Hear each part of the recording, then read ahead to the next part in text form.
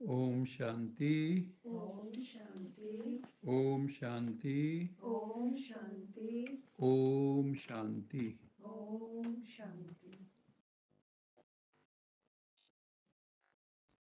आज हम ईश्वरीय वाणी सुनेंगे। ये ऐसी वाणी है जो निर्वाण में ले जाती है, वाणी से परे ले जाती है। वैसे हम सारा दिन वाणी में आते हैं, हमारी सारी इंद्रियां बाह्यमुखी हैं, स्वभाव से ही बाह्यमुखी हैं, क्योंकि बाहर के जगत को भीतर ले जाने वाली ये इंद्रियां ही हैं। फिर मन में, बुद्धि में उसकी प्रोसेसिंग होती है, और जैसी जैसी हमारी फिल्टरिंग और प्रोसेसिंग होती वैसा वैसा हमारा व्यक्तित्व बन जाता है। तो ये जो बाबा की मुरली हम सुनते हैं, ये बहुत लकी सोल्स इस दुनिया में हैं, वही सुन पाते हैं, नहीं तो सबके भाग्य में ये ईश्वरीय वर्शंस नहीं होते, गोल्डन वर्शंस हैं। इस मुरली का सार है, मीठे बच्चे जी बाबा जी। बाबा की दृष्टि हद और बेहद से भी पार जाती है। शिव बाबा की दृष्टि हद से और बेहद से भी पार जाती है। हद कब होती है? जब सतयुग में हम होते हैं तो थोड़ी सी आत्माएं होती हैं सतयुग त्रेता में, और कलयुग के अंत में कितनी आत्माएं हो जाती है? 800 करोड़ से भी ज्यादा। वो बेहद है। बाबा की दृष्टि तो इन सब से परे है। तुम भी हद अर्थात सतयुग और बेहद अर्थात कलयुग से भी पार जाना है। कहाँ जाना है हमें? सतयुग और बेहद से भी पार निर्वाण में जाना है, शांति धाम में जाना है, परम धाम में जाना है। ऐसे क्योंकि कहते हैं ना, जहाँ जाना होता है वहाँ की तैयारी करनी होती है। अगर परम धाम में जाना है, हद बेहद से पार जाना है, 5 तत्वों से पार जाना है, तो उसकी तैयारी भी हमें अभी कर लेनी चाहिए।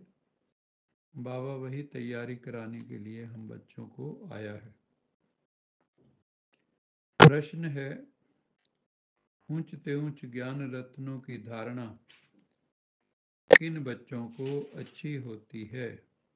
बताओ, कौन से बच्चे हैं जिनमें ज्ञान रत्नों की धारणा बहुत अच्छी होती है? जो दिल के सच्चे हैं। जो दिल के सच्चे हैं। और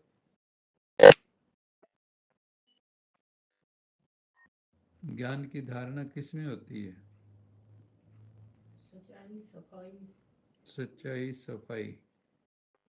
जिनको बाबा से प्यार है, जिनको दिल का बाबा प्यार से है ना। प्यार है, दिल से प्यार है। जिनसे प्यार है, फिर ऐसा बनने का दिल करता है। हाँ, तो बाबा कहते हैं ऊंचते ऊंच ज्ञान रत्नों की धारणा उन बच्चों को होती है जिनका बुद्धि योग निरंतर एक बाबा के साथ है, जो मुरली में खोए रहते हैं, मुरली के एक एक महावाक्य को जीवन में धारण करते हैं, और उसके फलस्वरूप वो पवित्र बन जाते हैं। तो जितने पवित्र बनते जाएंगे उतनी ज्ञान रत्नों की धारणा अच्छी होगी, है ना? क्योंकि ये ज्ञान रत्न उच्च क्वालिटी के हैं। आपको पता है कि जो कीमती चीज होती कितनी संभाल के रखी जाती है। हीरे जवाहरात को कैसे रखते हैं लोग? लॉकर्स के अंदर रखेंगे, सुंदर सुंदर डिब्बी भी सुंदर होगी, है ना? जो कम मूल्य के होंगे उनके लिए उतनी डिब्बी भी सुंदर नहीं होती। तो बाबा कहते हैं इस ज्ञान के लिए भी शुद्ध बर्तन चाहिए। हृदय रूपी बर्तन जो है हमारा शुद्ध, पवित्र, निर्मल चाहिए, जिसमें कहीं भी कोई मैल ना हो, बिल्कुल स्वच्छ। और स्वच्छ बनाने के लिए बाबा आए। जितना योग लगाओगे उतने स्वच्छ बनोगे, पवित्र बनोगे, और जितने पवित्र बनोगे उतने बड़े योगी बनोगे। तो एक दूसरे पे आधारित है। योग से क्या आता है जीवन में? पवित्रता। और पवित्रता से क्या होता है? जीवन में योग बढ़ जाता है। ये अन्य अन्य आश्रित हैं, एक दूसरे पे आश्रित हैं, इंटरडिपेंडेंट है।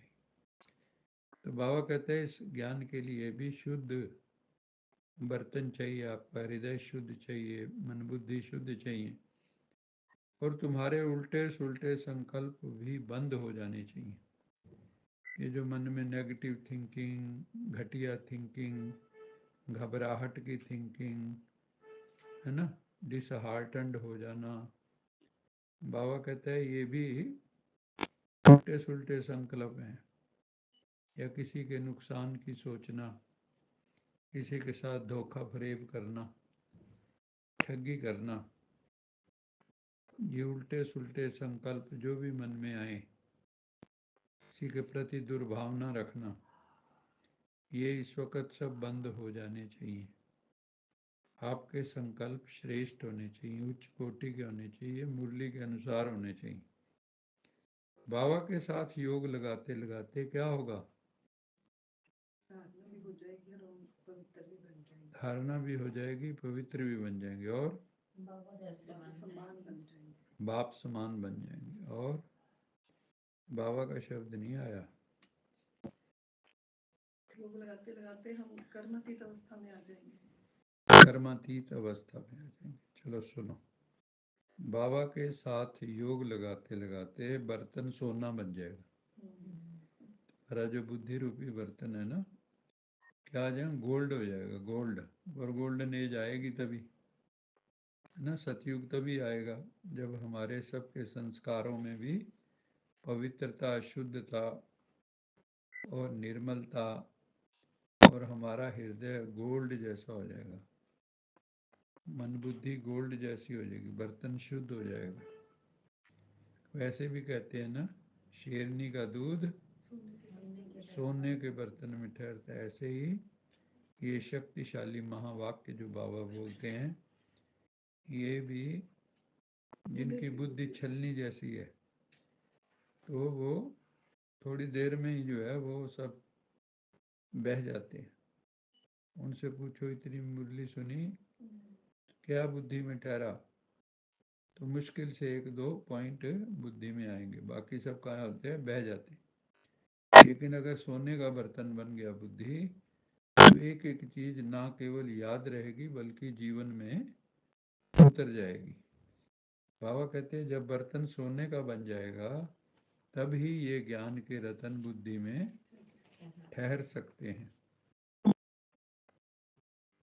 फिर आगे बाबा ने कहा कि ये जो ज्ञान रत्न है, पहले इसको बुद्धि में खुद धारण करना है, लेकिन उसके बाद अन्य आत्माओं को इन रत्नों का दान करना है। क्या करना है? लोग तो धन दौलत देते हैं, पैसे दे देंगे कुछ, लेकिन सबसे ऊंचा दान कौन सा है? ज्ञान रत्नों का दान। तो ज्ञान रत्नों का दान करना है, हद बेहद से पार ऐसी स्थिति में रहना है। अब कलयुग भी भूल जाए, सतयुग भी भूल जाए, और परम धाम की स्मृति निरंतर बनी रहे। परम धाम की स्मृति जो है निरंतर बनी रहे। अपने घर जाने की याद आए हर वक्त, अब घर चलना है, अब लौट चलें, बहुत खेल लिए। कोई भी विकल्प नहीं आना चाहिए, उल्टे सुल्टे संकल्प विकल्प ना हो, बल्कि क्या याद रहे कि हम सब आत्माएं आपस में भाई भाई हैं। यही स्मृति में रहना चाहिए, लेकिन इसका भी अभ्यास होता नहीं है। क्या हम सबको भाई भाई की दृष्टि से देखते हैं? हम भाई बहन तो देख लेते हैं, लेकिन भाई भाई की दृष्टि से आत्मा रूप में देखना, भाई भाई क्यों कहा गया? क्योंकि आत्मा का कोई जेंडर नहीं ना, तो भाई बस बना। अगर है भी तो पुरुष कहा गया, पुरुष और प्रकृति। और परमात्मा को परम पुरुष कहा गया, परम आत्मा। आत्मा के लिए भी पुरुष शब्द है, तो इसलिए भाई भाई की दृष्टि कहते हैं। वैसे कोई जेंडर नहीं है आत्मा का, वो मेल में भी जा सकती है, फीमेल में भी जा सकती है। माया के तूफानों से बचने के लिए मुख में बाप की याद का मुलहरा डाल लेना है, बस वही याद रहे और कुछ भी मुख से निकले नहीं। बाबा की याद ही वही बातें हम 24 घंटे बुद्धि में, ज्ञान का ही मनन चिंतन हो, ज्ञान का ही वर्णन हो और ज्ञान के संबंधी ही सेवा हो। सब कुछ सहन करना है, ये सबसे मुश्किल काम है।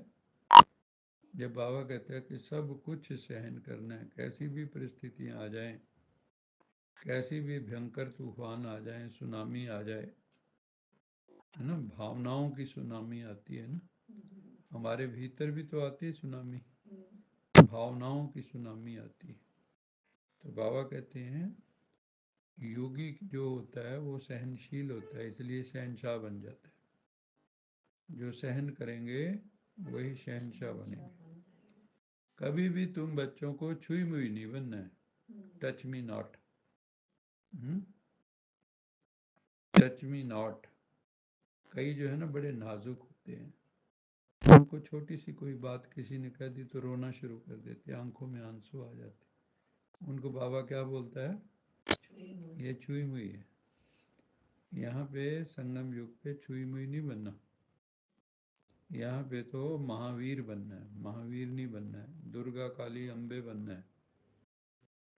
है ना, उच्च भाव में रहना है, छुई मुई नहीं बनना है। और माया से कभी हार नहीं खानी है। माया के साथ हमारा युद्ध होगा, जैसे राम और रावण का युद्ध है ना, कौरवों और पांडवों का युद्ध है, देवासुर संग्राम है, देवताओं और असुरों का युद्ध है। तो ऐसे हमारे भीतर भी युद्ध चल रहा है। हमारे भीतर ही राम भी है और रावण भी है, कौरव भी है और पांडव भी है। ये वृत्तियों के नाम है, जिसमें जिस चीज की प्रधानता होती है उसको वही कह दिया जाता है।